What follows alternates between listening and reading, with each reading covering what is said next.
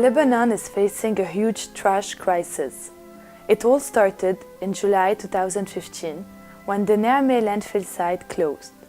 This facility, which is only able to store 2 million tons of waste, opened in 1997 and was supposed to be a temporary landfill for Beirut and Mount Lebanon's waste.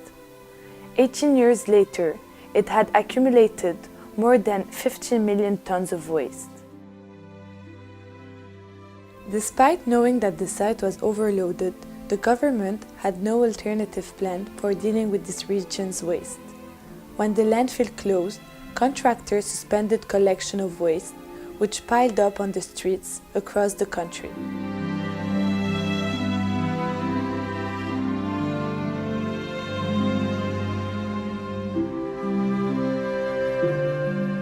While garbage was clogging the streets, politicians were arguing about how best to solve the issue. Many people say that they had vested interest in the centralized plans that they were each arguing for. None of those plans were sustainable and environmental friendly.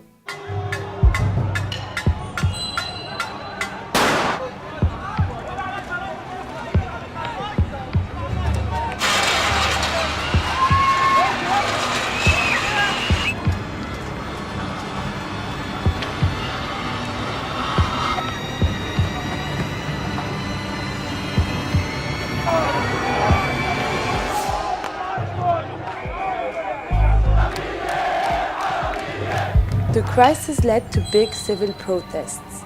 The most important one was called "You Stink," a metaphor to say the smell of the garbage is the smell of your corruption.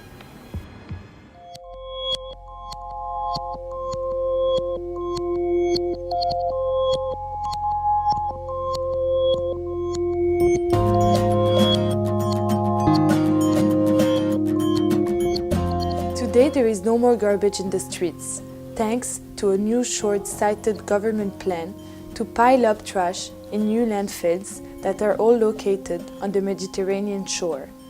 Nonetheless, people say that hundreds of millions of dollars will feed politicians' pockets.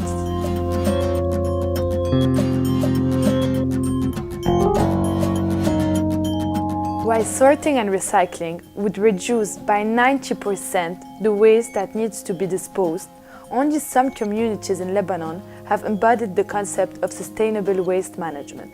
An NGO called Arc-en-Ciel is advocating for more sustainable solutions.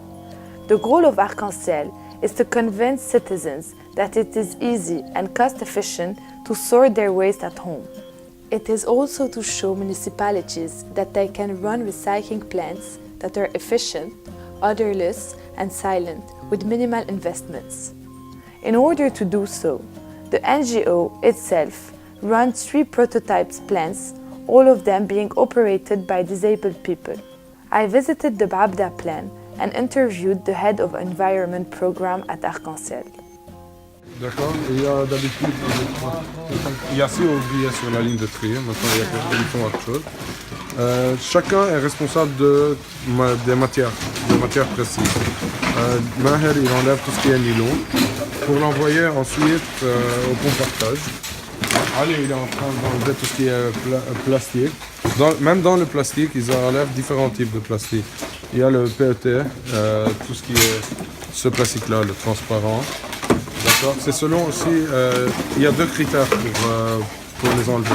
C'est selon les prix de vente et selon la demande des fournisseurs qu'on va vendre après.